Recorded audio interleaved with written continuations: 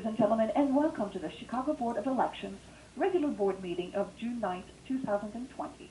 If at any time during this call you require assistance, please press *0 for the operator. Also note this call is being recorded.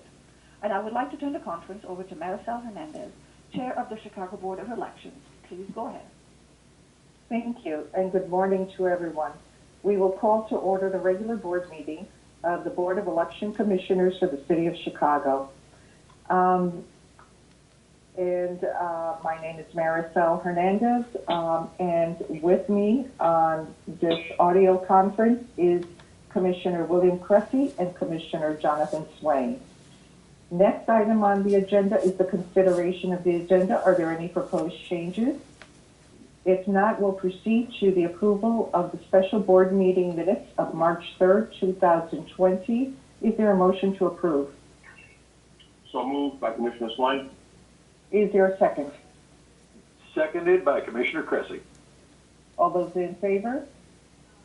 Commissioner Kresse votes aye.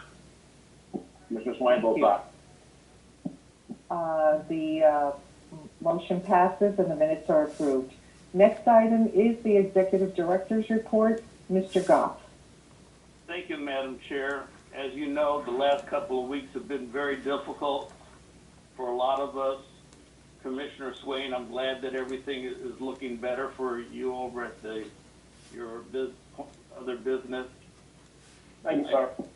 I just want to say that even with all the problems going on, the office has still been operational. Our bills have been paid. We've been I've been in discussions with folks from City Hall and other locations. So I'm very pleased the way operations are going. We will have a soft opening of the office on the 15th of this month. We have employees in right now. We have a lot of work, registrations. Charles will talk about the number of registrations that are in the system now. But we're working on getting everything up and running. Our website is ready for when the governor signs the bill. I'm just very pleased with what everything, the way the office is operating. I've been on a couple of calls with aldermen. They want to, anticipating changes for the November 3rd election. I was on a webinar with them and explained to them what was going on. They were very pleased. I'm getting a lot of calls of when we're going to do deputy registrar training, voter registration. A lot of the groups are pushing very, very heavily for voter registration.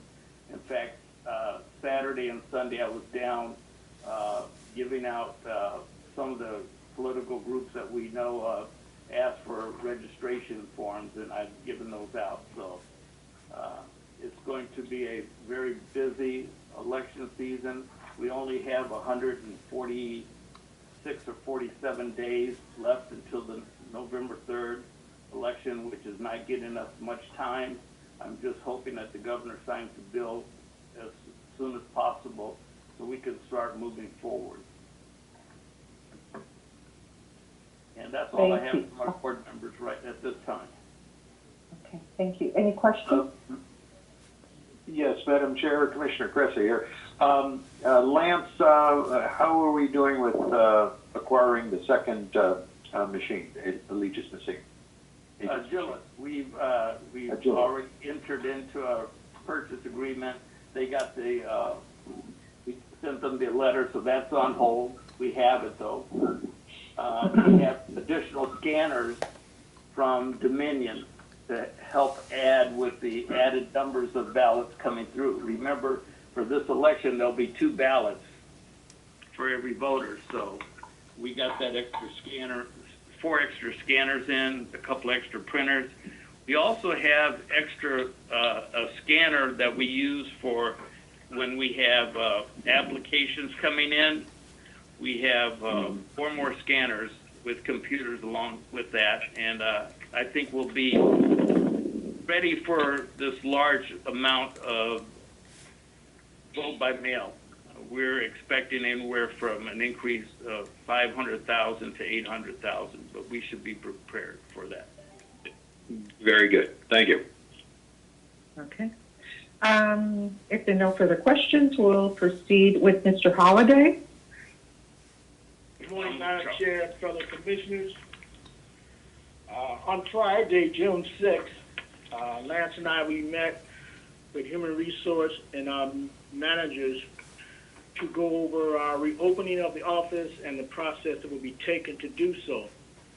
The managers was trained in this process so that on the 15th, when we do our soft opening, they will know how to train and inform their staff when they began to return to work.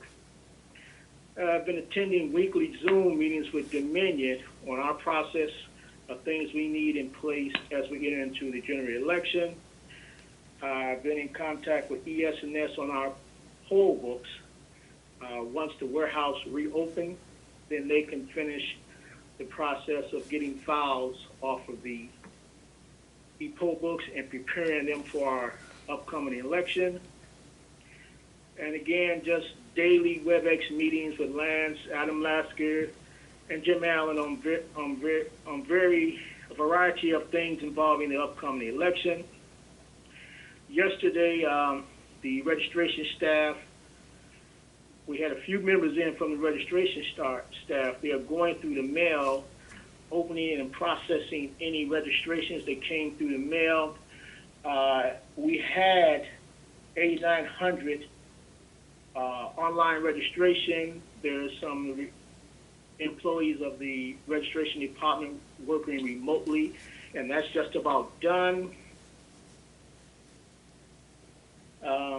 And just answering emails that may come through my email address, and just here assisting Lance to help move things along in the office and prepare for the upcoming election. So that's all I have for today. Okay, are there any questions for Mr. Holliday? Mr. Holliday, how many new registrations did you say we've received thus far? This far, we have maybe about 4,500. When I came upstairs, they had finished opening and stamping, so they were about to begin to start processing those registrations. Okay, great. It's just a million registrations. Okay, thank you. Now we'll proceed with Mr. Allen. Good morning. Much of the work, like Charles said, has involved some daily meetings, and then we have some results, by the way, I've been meaning to mention, from the social media contest. It kind of got lost in everything that happened with the primary. So we had 3 high school students. Under normal circumstances, we would bring them in and recognize them in person, but they're satisfied, I think, with just receiving the first prize, second prize, and third prize money, and they were pleased to receive word on their social media platforms. And next, the big project has been the mailing design, and we finished the mailing design. Now we're waiting on the translations and incorporating those, and then getting the specifications to Ms. Walls. The online vote-by-mail application has been tested, so it's ready to go. We're making 3 minor tweaks based on feedback we received from one of the commissioners and 2 of the managers in pre-election logistics, Clint Hurd and Sandra Aspera. We've geared up all of the blast emails, so we're ready to go. Our email list has grown to about 400,000. If you recall, ahead of the last election, it was a little more than 300,000. So we're up around 400,000 now. We've also been working with the League of Women Voters, and then seeding, like Lance said, the information on the differences with this election with the City Council, the County Board, and tomorrow we're going to be on a call with Indivisible Illinois, and informing them of how they may be able to help. All the groups so far have indicated a desire to help promote the sign up for vote by mail as well as information about how to return the ballots later on after we mail the ballots in late September and early October.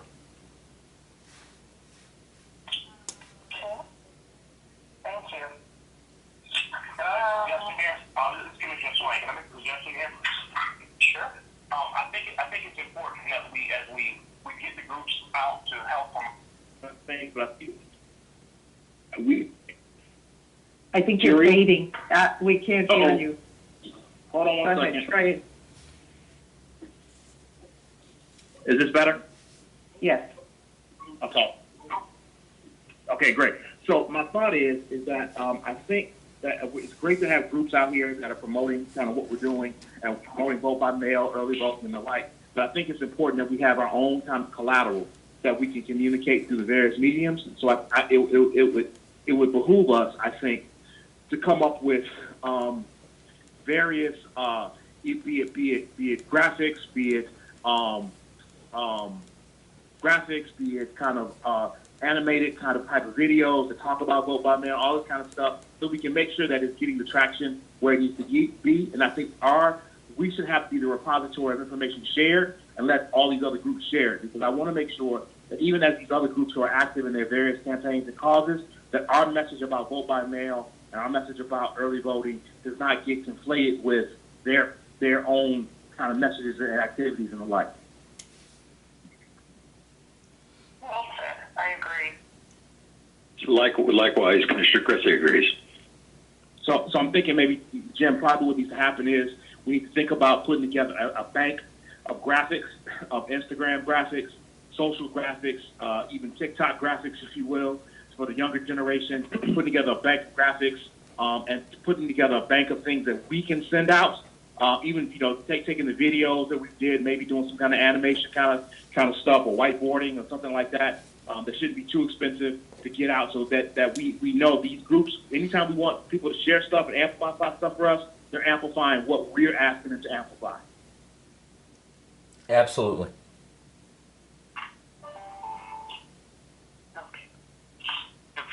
Jim and I were talking about having a meeting later on today or tomorrow to go over some of that same information.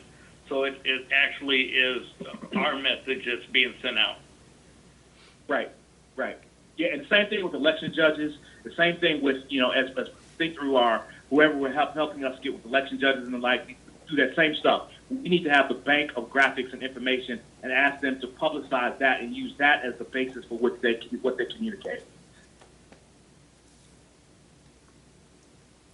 Sorry for the delay. I have to switch off of speaker. That sounds great. We'll do. Okay.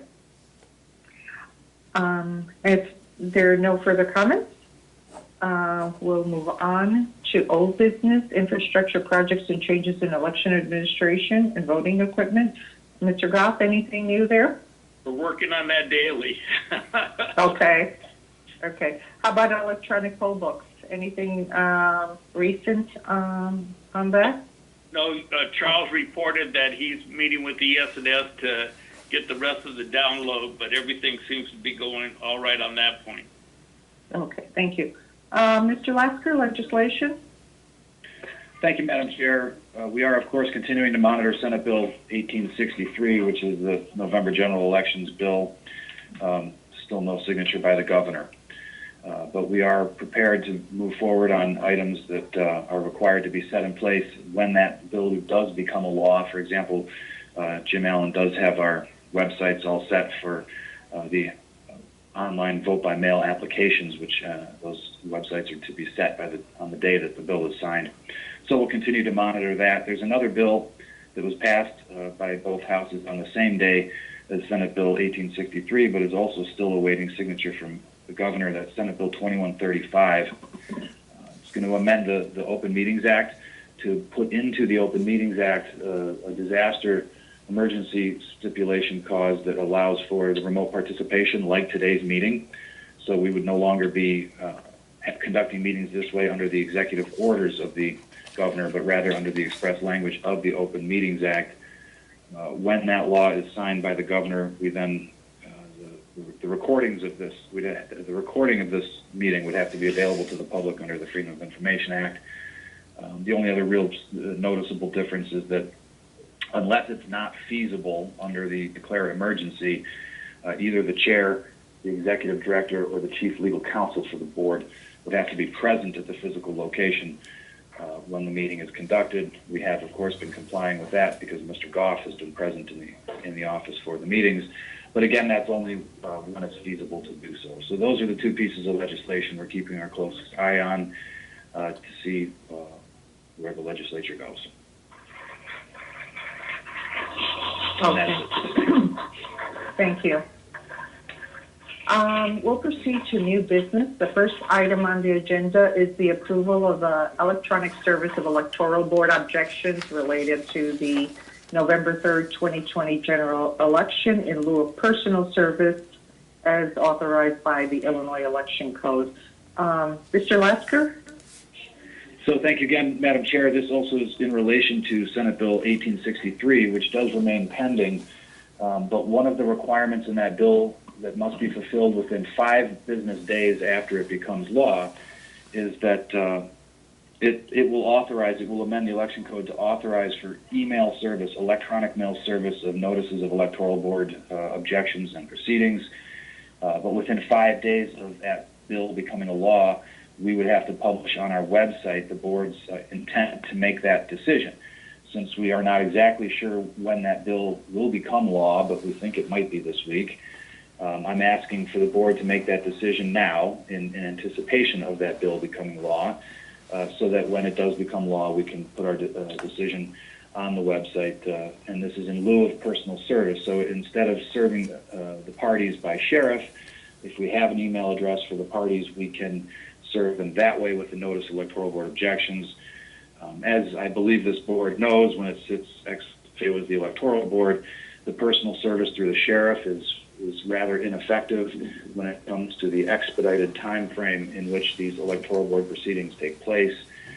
We very frequently just obtain waivers of service from parties that have already found out, usually from our website, when to show up. So this is a good step forward. At least we won't need to send sheriffs out door to door, and we can effect service in a faster method. I have prepared and circulated a resolution in that regards, and would appreciate the board's approval. Adam, Commissioner Kresse here. If I may, Madam Chair, one quick question. If we pass this resolution today and then the governor signs the bill later, we'll post this on the website. Are we going to have to come back and ratify our previous resolution again? No, I do not believe so. It's a decision as to whether to allow this. The bill has been passed by both houses, and I would say that unless any of the language of the bill changes to make it a different decision to be made by the board, then this would be sufficient. Okay. And, yeah. Okay, thank you, sir. Thank you.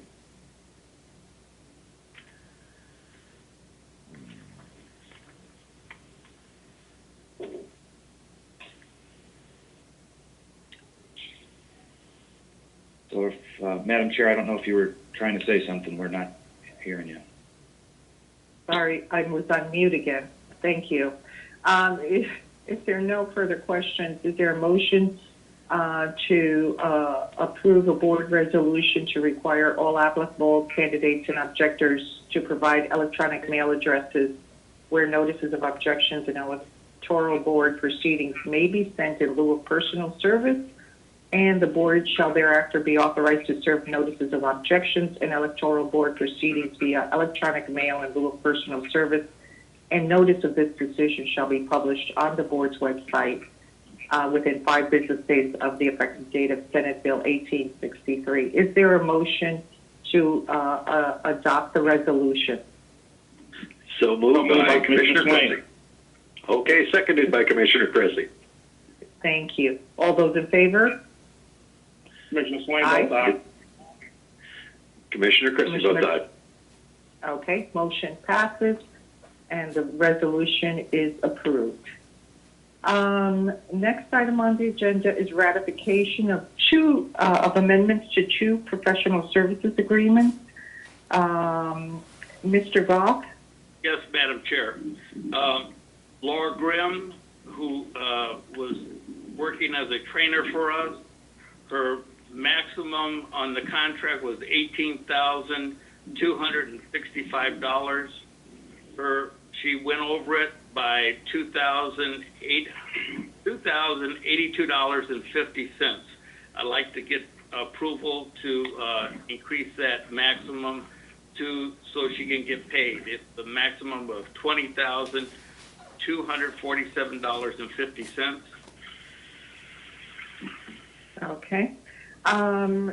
Is there a motion to approve the amendment to the professional services agreement with Laura Grimm?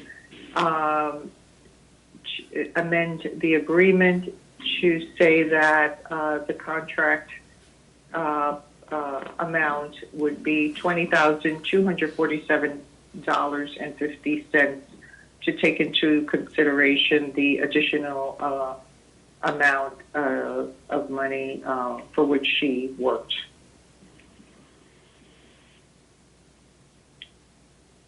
So moved by Commissioner Swain. Is there a second? Second by Commissioner Kresse. All those in favor? Commissioner Swain votes aye. Commissioner Kresse votes aye. Okay, thank you. Motion passes. And then we have an agreement with George Munoz. Yes, George Munoz worked as a trainer for us, and also on election day helped out on the remote sites, which was a big help. His maximum was $38,000. He went over that $38,000 by $1,585. Okay. So we're looking for to amend the contract to $39,585. Okay. Are there any questions? If not, is there a motion to approve the amendment to the contract with George Munoz for the services he provided for the March primary election, and to amend his contract to $39,585? So moved by Commissioner Kresse. Is there a second? Second by Commissioner Swain. Second by Commissioner All Swain. those- Thank you. All those in favor? Aye. Commissioner Kresse votes aye. Commissioner Swain votes aye. Okay, motion passes. Thank you. Next on the agenda is legal report. Mr. Lasker? Thank you, Madam Chair. I do have two of the board's lawsuits to report upon, and we've had successful resolutions of them both. The 5th Ward election contest filed by candidate William Calloway from the 2019 runoff election was still pending, believe it or not, on a petition for leave to appeal to the Illinois Supreme Court, and the Supreme Court did deny that petition. So the appellate court ruling will stand. The appellate court did affirm the trial court, which had dismissed the case. So there will be no changes to that election. It, of course, has already been certified, and Ms. Hairston has continued to serve in that position. The second matter is a lawsuit that was filed last winter in relation to the March 2018 primary, in which a candidate for Cook County Assessor, Andrea Rayla, had sued the Cook County Clerk's Office, the Cook County Electoral Board, and also the Chicago Board in the Northern District of Illinois. And although this board was never served with the lawsuit, the county did a motion to dismiss, which was granted.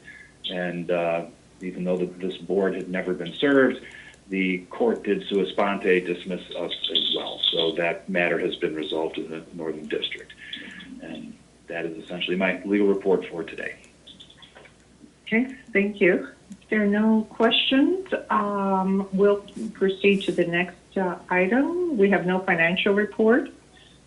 We do have public comments. And Sylvie? Thank you, Madam Chair.